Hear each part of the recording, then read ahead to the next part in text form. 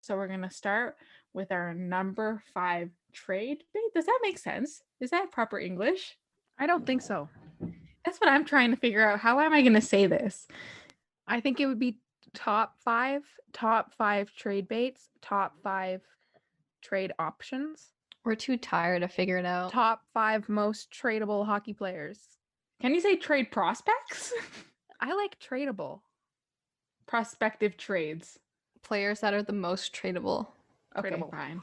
Tradable. Tradable. Okay, our number 5 most tradable player.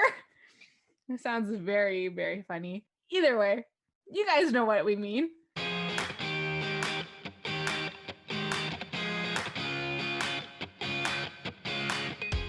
The Wraparound with Grace, Alessia, and Maryuri.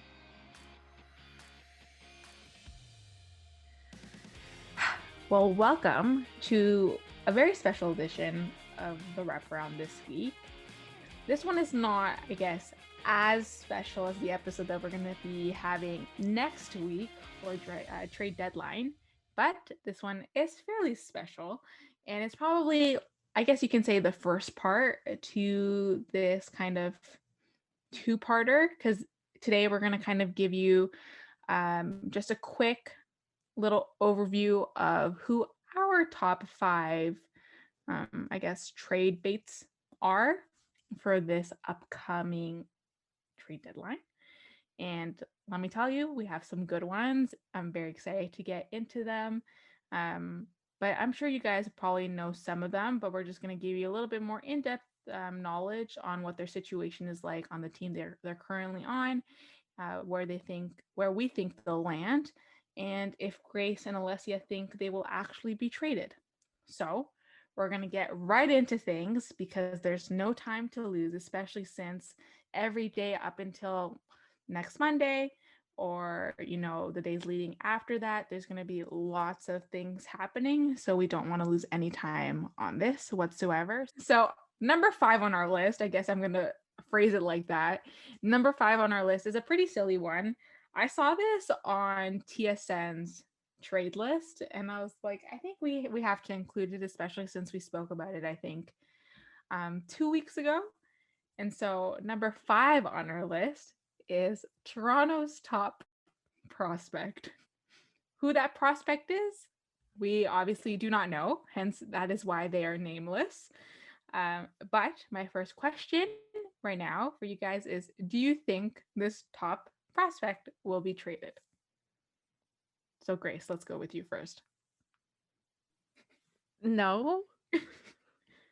I feel like, can I expand or are we doing yes or no questions? No, okay. Go ahead, expand, of course. I feel like Toronto's in that kind of weird situation that I don't think they've been in for a while, where they just have so many prospects and assets that they can trade, but their team is also so not well put together considering they aren't doing too hot, but the team is good enough that they don't really need to trade for anything major. So I feel like, is the top prospect going to be traded? Maybe not this year. Okay, Alessia? There we go. You guys know better than me when it comes to the Leafs. I just think, if it's a really solid deal, they'll move a prospect, like Grace said. Maybe not at this trade deadline, maybe in the summer, depending how the season goes. They do have a good forward line. They have a lot of good forwards already, which is why when Dubas had his press conference, he said he'd be willing to move a top prospect. And then he said additionally that he would be looking to acquire more forward depth. So I don't know if that top prospect's going to go to that. But I don't know. Like Grace said, they're in a good situation right now. Not amazing, but I think it's good enough to make a push. But like I said, if there's a forward out there that catches their eye and Dubas thinks it's a good deal, and we also have to consider that the Leafs are in a cap situation. So if they're going to be trading this prospect, who are they going to be getting back and how much cap is that going to take up? And what's Dubas going to have to do? So that's another factor. I have a prediction. It came to my mind. Tell us. I know who Toronto's top prospect is. Who? It's Freddie Anderson. And they're going to trade him in a 1-for-1 trade for Marc-Andre Fleury. No, okay. We're moving on quickly because I'm not going to talk about this anymore. I'm speaking it into existence.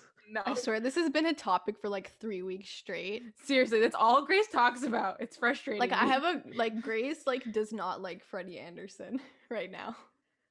No, it's She just that I prefers like Marc-Andre Fleury more. Yeah, that's your reasoning. But I'm going to go back to what Alessia was saying. And we're actually going to touch upon who the Leafs actually have been eyeing a little bit later.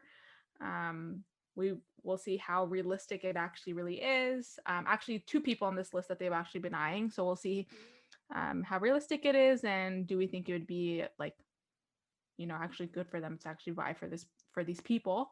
But yes, Toronto's top prospect was number 5 on our list. Our destination for them, I guess, anywhere but Toronto at this point. You really can't say because you never know. And like the girls said, that it's just probably either dependent on how this season goes and what they really want in order to make a push for the playoffs, or do they just want to set up a better team for next season. So moving on, number 4 on our list is Mr. Jonathan Bernier. So once again, I am asking both of you, do you think they will be traded? They meaning him. Grace? I wasn't prepared to go first there. Sorry. Jonathan Bernier is really great when he's healthy. He's not super healthy right now. Mm-hmm. That being said, I don't think he'll be traded. I think Detroit's going to want to try their hand in free agency to get Bernier back because he has a UFA this year. And this trade is also kind of weirdly dependent on what the Florida Panthers do. If they put Chris Driedger up for trade, then womp womp, no goalie trade for Detroit, because nobody's going to want Jonathan Bernier if Chris Driedger goes up. So I feel like it's really dependent on what Florida announces or does in the next few days. But in my opinion, I don't think they will trade Jonathan Bernier. Alessia? I think for me, it comes down to a similar situation to Grace. It's going to come down to who's available at the trade deadline because there could potentially be better goalies, but it's also going to come down to how desperate other teams need a goalie. So one of our potential destinations for Bernier was the Flyers. And we know Carter Hart, we all love Carter Hart on this podcast, but he has been struggling. 23 games played, his goals against averages 3.92, save percentage is 0.871. And he recently just returned to the ice after being scratched for 2 games to work on his game because he had a really hard time in March. Plus, Brian Elliott also hasn't been too amazing.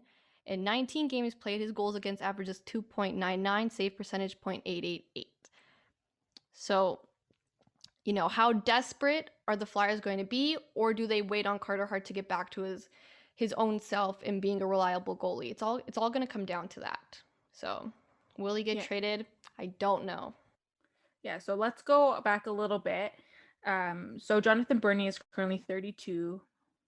As we kept on saying, he is a goaltender for the Detroit Red Wings.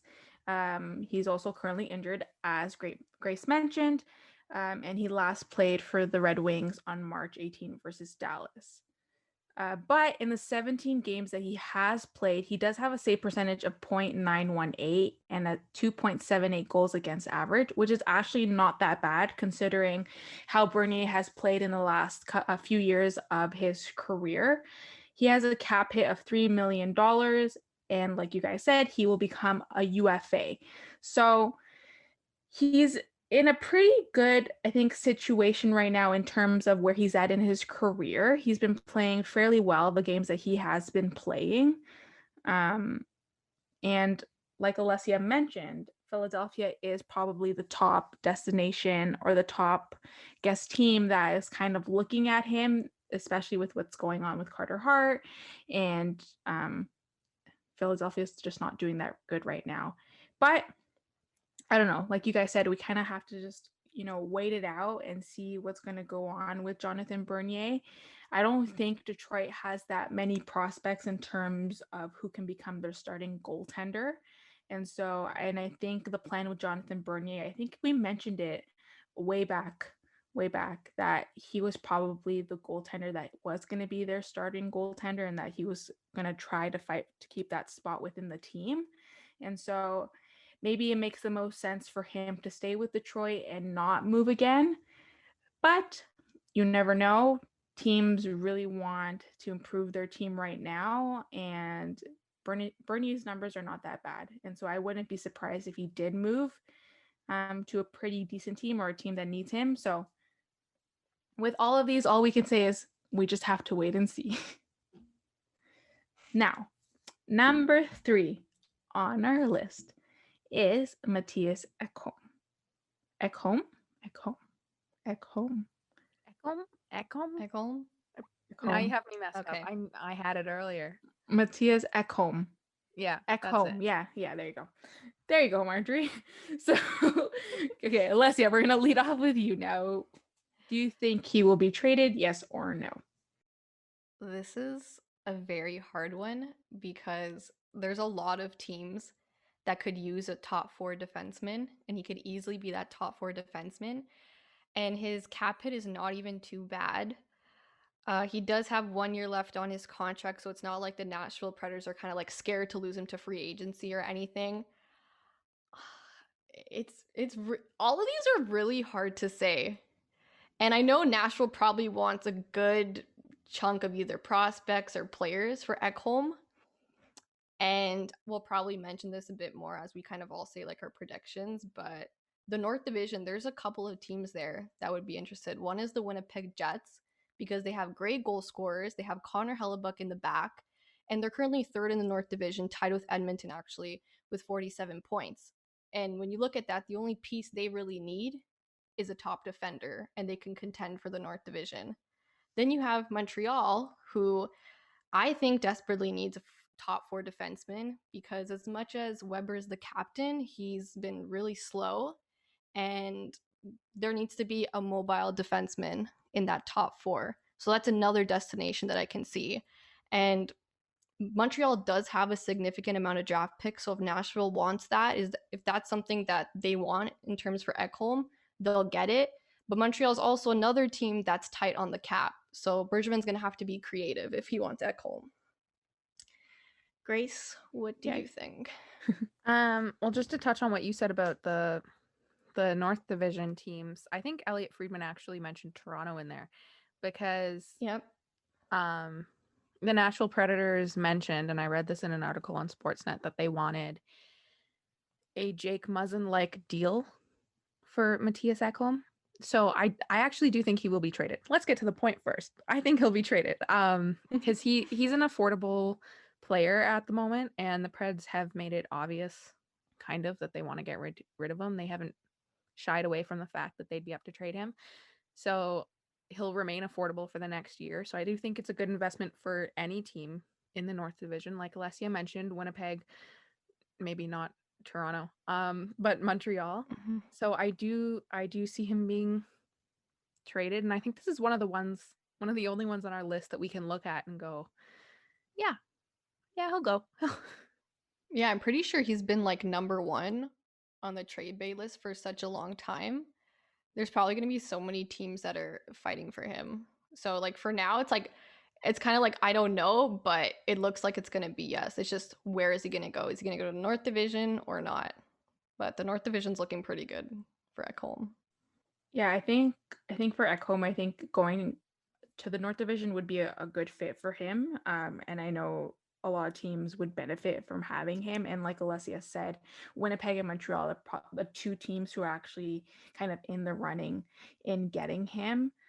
He is 30 years old. He plays left defense for the Predators. And in 32 games played, he has 5 goals and 10 assists and season average ice time of 22 minutes and 38 seconds.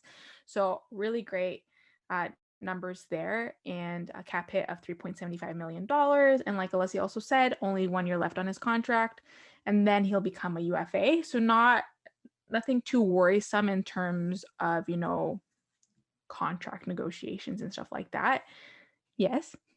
I just want to mention that, like Alessia said for Montreal, I think Montreal, and Alessia, correct me if I'm wrong, could handle a Jake Muzzin-like deal where it's the one player for 2 kind of lower level defensemen, like AHLers, smaller contracts. Um, could they handle that deal to Nashville? I think so. Like I a think they could they could do that. It's just all going to come down to their cap.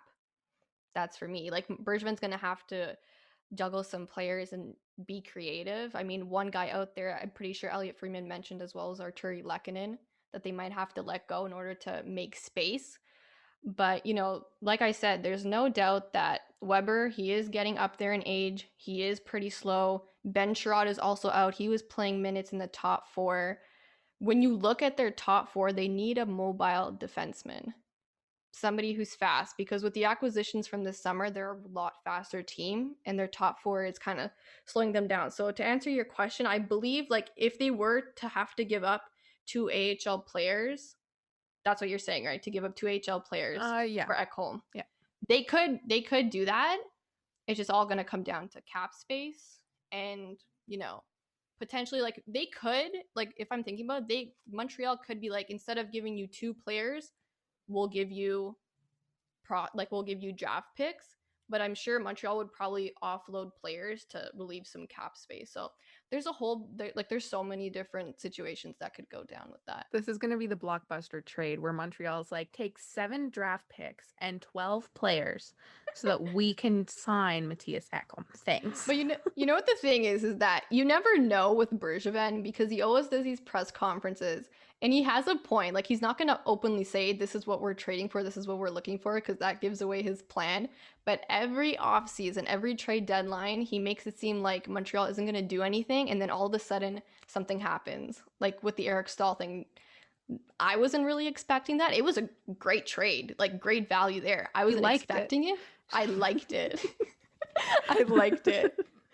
But, we'll see. But I would love Ekholm on the Canadiens.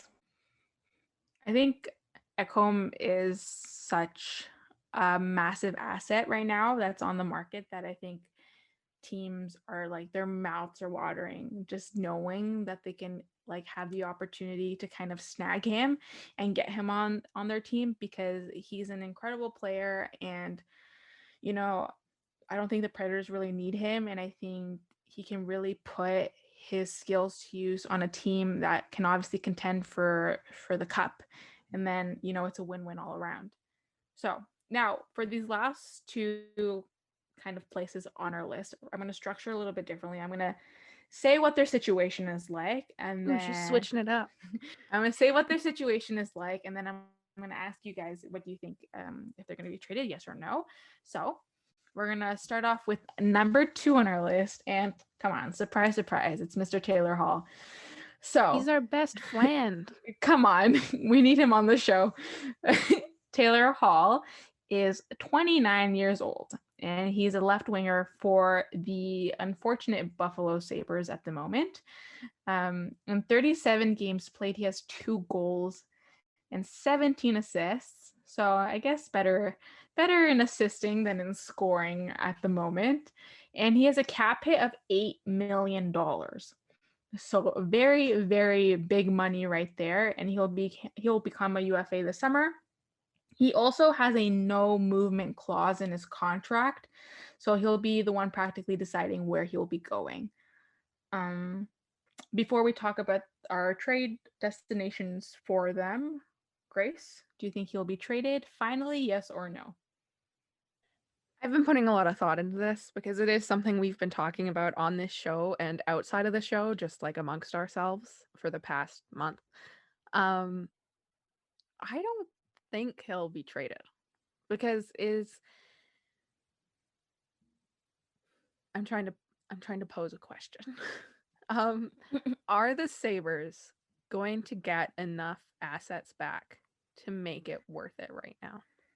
Well, yeah, I remember reading somewhere, I think it was also on Sportsnet, saying how basically what the Sabres want in return for Taylor Hall is a top prospect or top prospects. They just want a lot, I guess, of draft picks in return for Taylor Hall.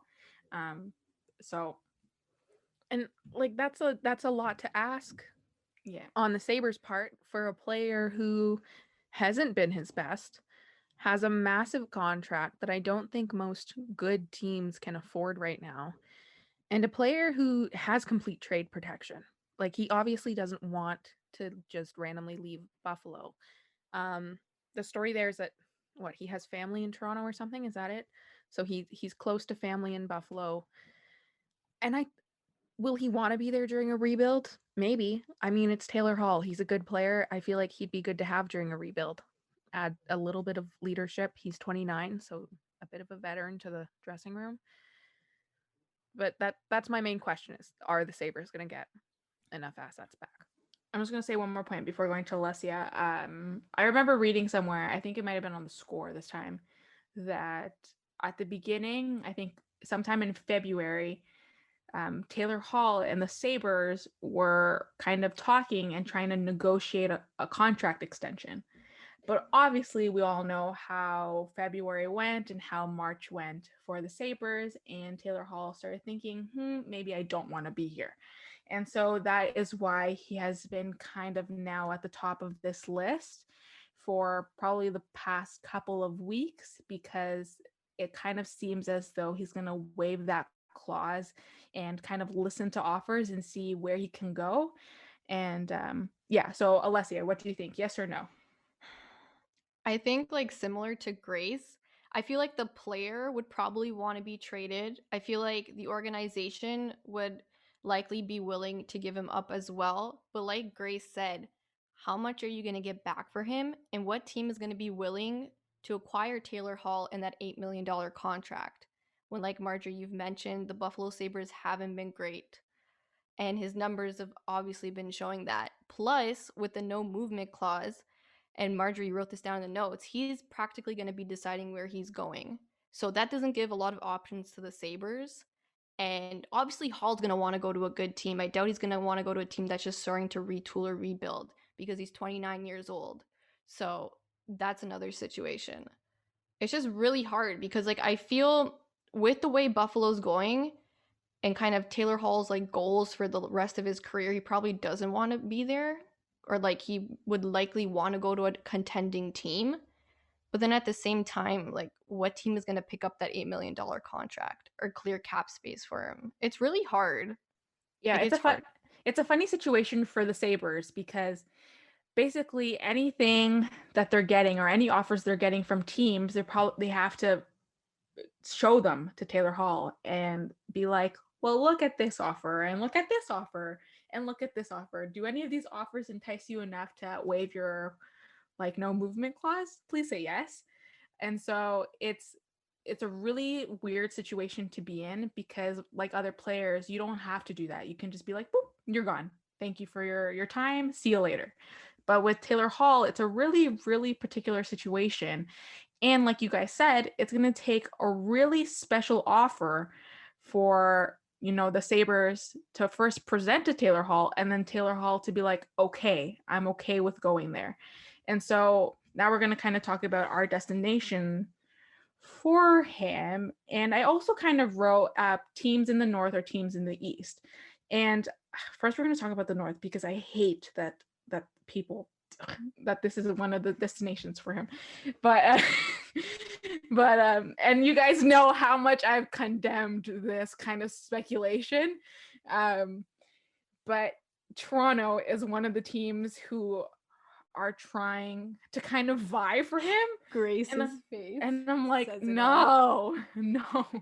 Okay, Please, we have to like mention something, that anytime a big player is on the market, there's rumors about Toronto acquiring them. Yes. So 100%. Don't get too into it, but still, knowing Toronto, you never know. They could do something like this, like Kyle crazy, would. Kyle would. And so they would have to ask for charity. Yeah. Yes, they need money that they do not have. This is the other thing about Taylor Hall, though. He's going to be a UFA in like 4 months. Teams just can wait it out. Wait it out. And that's what I was less of a price. It'll suck for Buffalo. They won't get anything back. But for other teams, that is 100% something I'd be considering. And that's something I was going to mention in terms of like whether he's going to be traded or not. Like, there's two things. Will Buffalo try and trade him even though they don't get what they maybe their goal was to get because they know he's going to be a UFA and they don't want to lose him for nothing? And then there's the other side that Grace said, well, if he's going to be a UFA in 4 months, these teams might just wait it out and acquire him like that. I'm predicting the headline right now. It's on Sportsnet and it reads, hometown boy comes back to Toronto. Not a hometown boy, but close enough. Close enough. For $875,000. Can you imagine? Yeah, okay. But oh my gosh. moving on from the Toronto kind of speculation, there are two other teams kind of from the East Division that have been, kind of, in the running, I guess you can say, are the Boston Bruins and the New York Islanders. Which I think is actually not that bad. I don't think it's like the worst kind of situation for a Taylor Hall to be in. I think New York is the team that's kind of maybe ahead of Boston, because Anders Lee is, of course, their captain, is out indefinitely. I'm pretty sure he is having surgery for his ACL. And so he's out for quite a bit of time. And so they're kind of trying to find someone that they can replace. And, obviously you can't replace your captain, but you can kind of replace his position in His this kind skill. of sense. Yeah. Yes, His skill. Exactly. Yeah. And so that's why New York is kind of at the top of that list. And then with the Bruins, it would kind of be a weird situation, or like I guess a weird placement. I think I see him more going to New York than I would with Boston. I see him more in New York as a player, as an asset, as like money wise. I see him more in Boston because New York is on the top contender list for like 8 bajillion players right now. Yeah. So, and Boston's got a decent amount of cap space, I'm pretty sure. They always do. I don't know how they do Somehow. Neither do I. But they've got a decent amount of cap space, so I don't see it as impossible, and I definitely see it more likely than the Islanders at this point in time. Yeah. Yeah, I see that. I understand that. It's obviously it's all about which team has the money and the availability to grab Taylor Hall, because he's got one big contract. That's a heck of a contract. It's very, very large. Like, he could easily take, he won't, but he could easily take like $4 million and be okay financially because he was overpaid for the past however many years. Which is unfortunate. It's unfortunate that like we kind of have to talk about him in this manner. We don't want to. We like Taylor Hall. We like Taylor Hall. It's just he's one of those players that he just kind of hasn't lived up to expectations, and it's sad because there have been seasons where he's been playing really, really well and he's been producing, but I don't know. Am I about to compare Taylor Hall to Connor McDavid? Yes, I am. It's like, it is that kind of situation where for the first little while of Connor McDavid's massive $100 million contract, people were like, should you be paying him this? Mm-hmm. Should he have this? Because he's really not producing. Now he's producing. I mean, it's $100 million, so you'd have to score 800 goals in a season. But I think it's the same situation where it just so happened that he's overpaid for the team that he's on. If he was on a better team, I think $8 million would be reasonable for Taylor Hall. Yeah. Am I wrong in saying that? I think you put that. I think you put that really well, because I get where you're coming from and I get what you're saying. Yeah. Because I think to be a player of that caliber on the Buffalo Sabres and seeing how much he's produced this season, $8 million is a heck of a lot of money. Yeah. For someone who's doing that much. And I know people will argue and be like, well, look at Buffalo, look what their season has been like. And, even though they've been this bad, he still managed to at least have 19 points and, managed to get quite a few assists. It's a sad, like, kind of comparison in that sense, but it's a team situation and a player situation. So you can't put the entire blame on Taylor Hall. I'm gonna be nice and say that. But yeah, that's just my opinion. Okay, now for our number one person on the list is, drum roll, Kyle Palmieri. I give you a drum roll for that.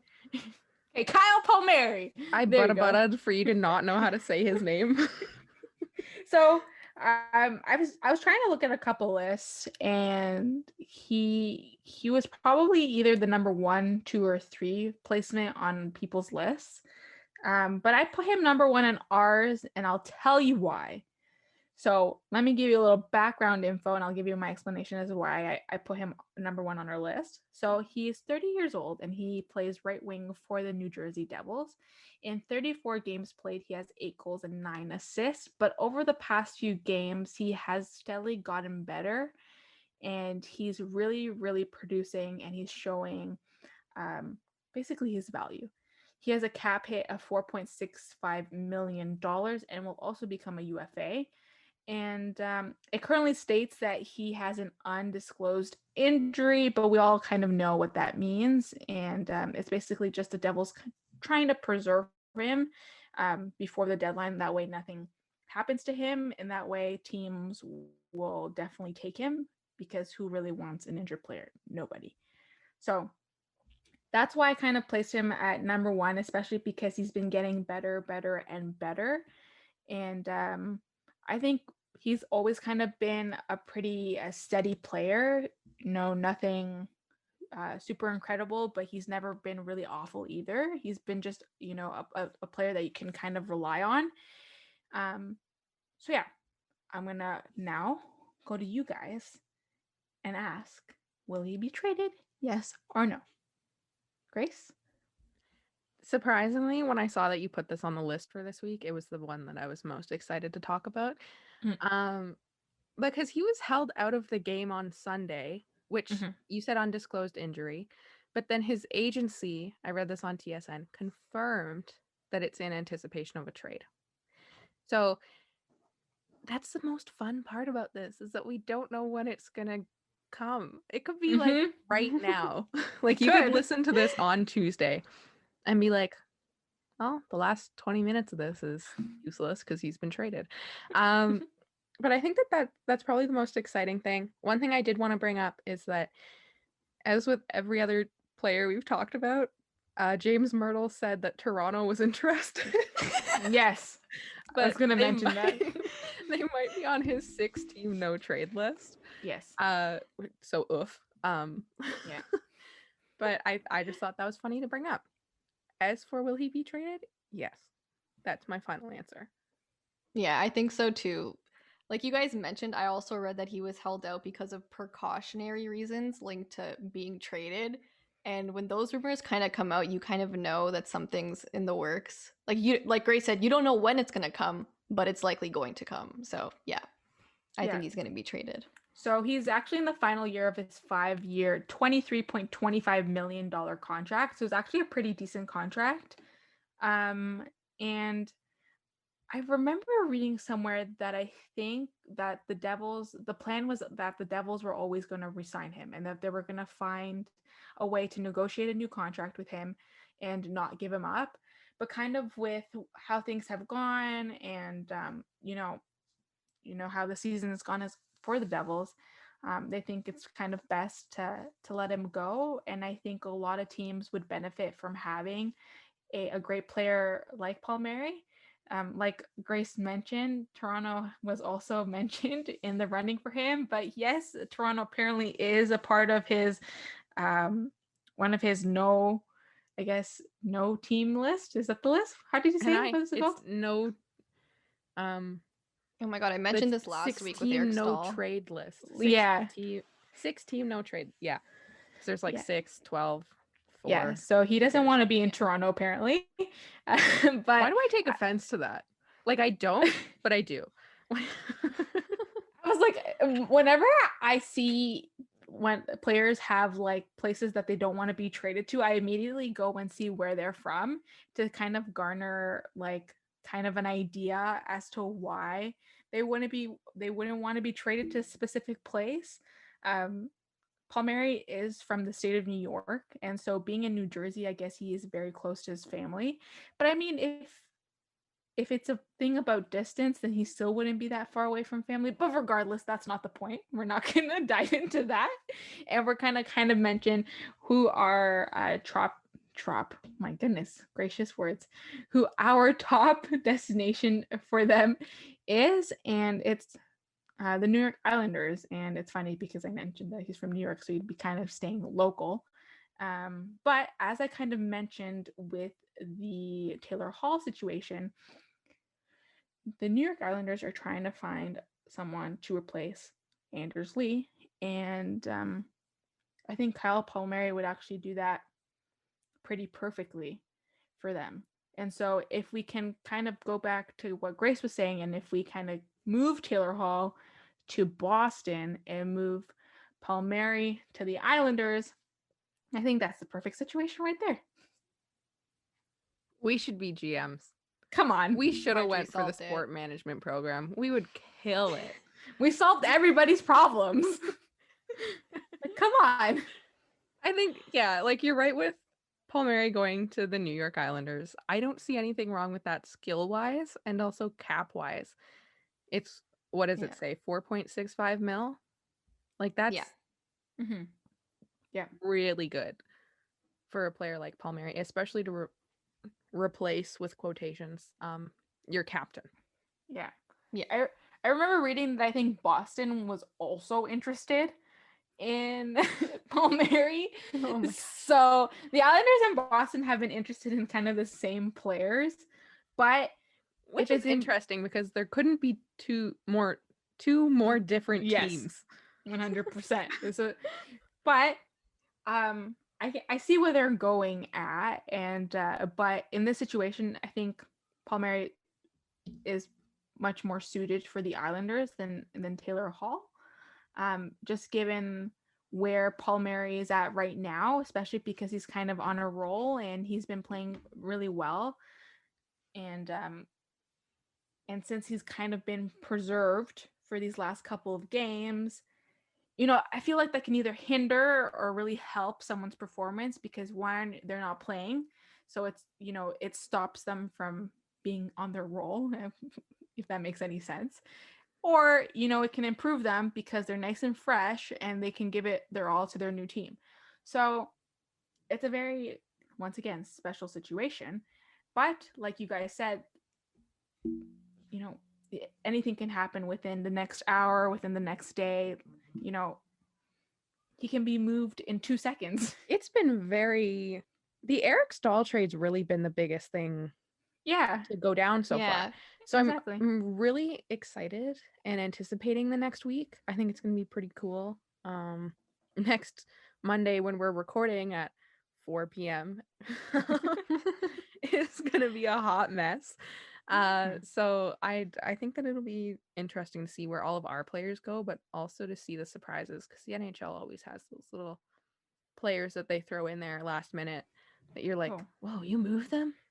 100%. I mean, like, there are players that we like that kind of, depending on the season, it's a given that they'll be moved. Yeah. For example, right now with Palmieri, I think it's a given that he'll be moved. There's some players that it's kind of a question mark, and then there's some players that kind of always on the trade list, but they're never really moved. Example, Jake Virtanen.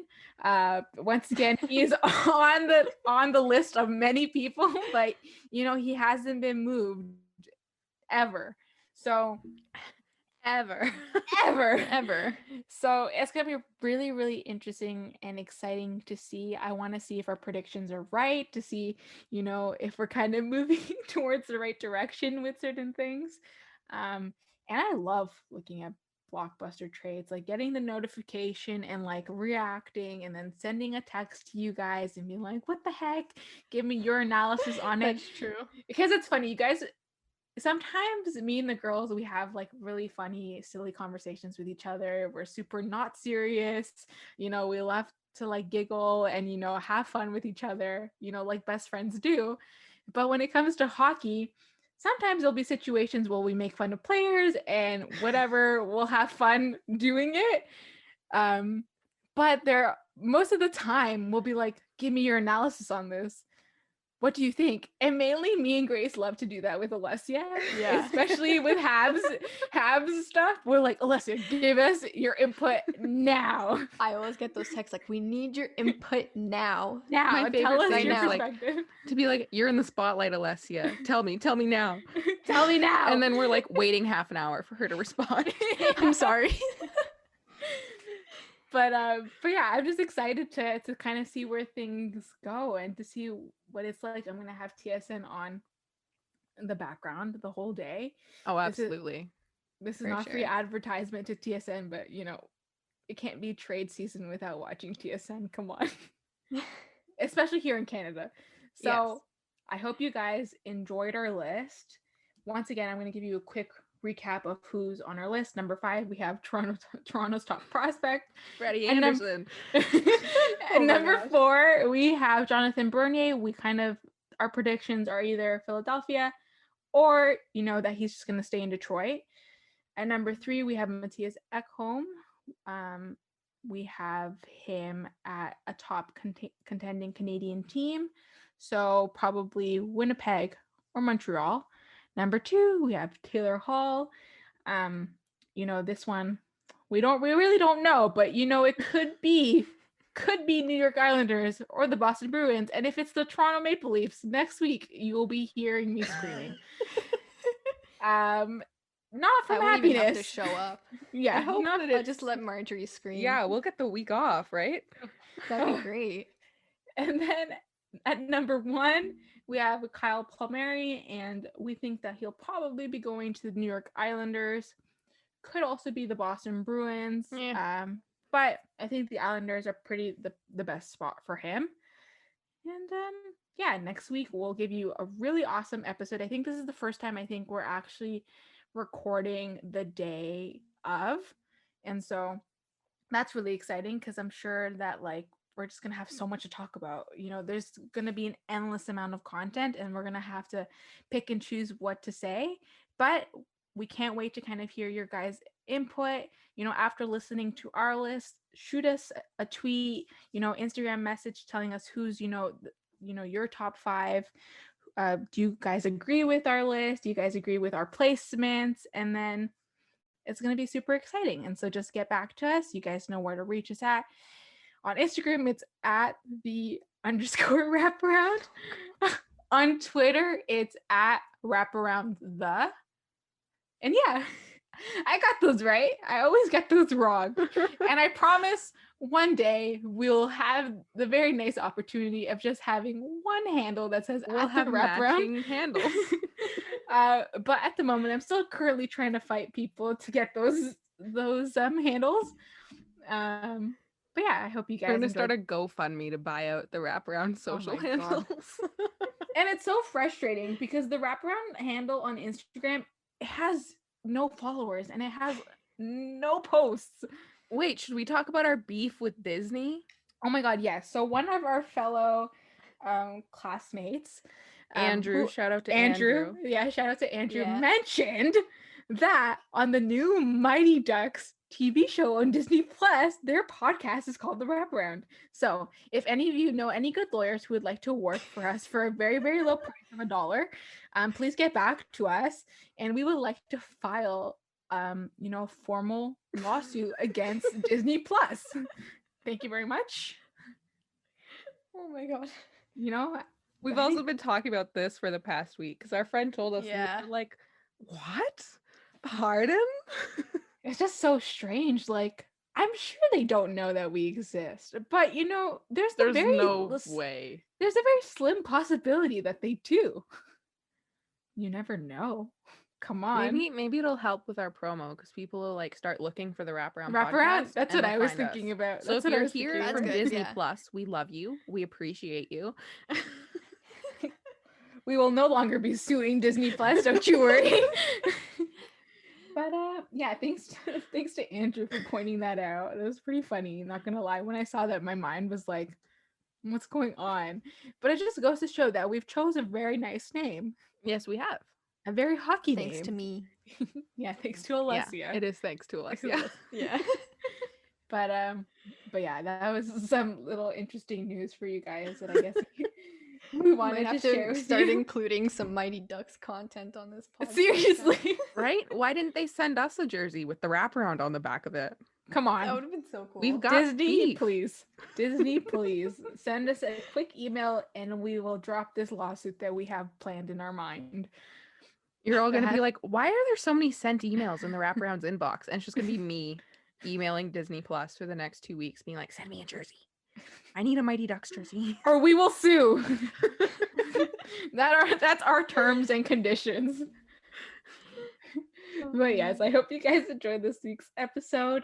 Like I said, next week we'll have a very, very special episode, and it unfortunately will be our last for probably 2 weeks, and then me and Alessia will come back alone, sadly, kind of, giving a quick recap of, the news that's happened in those 2 weeks that we were gone. Grace will be then back in the week following. We hope. Hopefully. But yeah, stay tuned. Like I said, please shoot us a message. Tell us your thoughts. Tell us if you agreed with any of these picks, any of the destinations. Tell us who's on your list. And yeah, it'll be really exciting next week. I'm super stoked for it, and I hope you guys are too. And once again, thanks for listening, and I hope you enjoyed. See you or talk to you next week.